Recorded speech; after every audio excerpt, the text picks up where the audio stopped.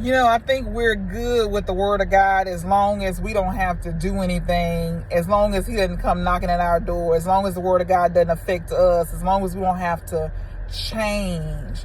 But when something happens in our life and we have to apply the word of God, I think that's where we struggle, because we always think it's going to be easy. We always think, okay, why do this, and this right?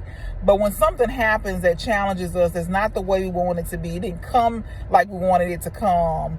Until we get something like that, we have to say, okay, what does the word of God says? Instead of, we get things like don't gossip or don't repay evil for evil.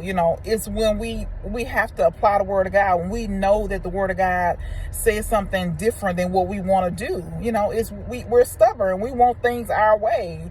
And it's not until the word of God affects us and infects us that we change. When we do something we don't want to do, when we do the right thing every single time, we're focused on, I don't want to do this. I don't feel like doing it, but I'm going to do it because the word of God says to do it. And I'm going to do it with a good attitude. I'm going to do it because it's the right thing. And I'm going to be listening. I'm going to be focused on what the word of God says. Everything that, I'm going to be looking at, okay, in my life, what is it that I need to change? What does the word of God say about these things?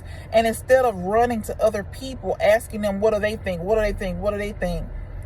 Running to the word of God and asking and seeking the word of God and seeing what God says about a thing.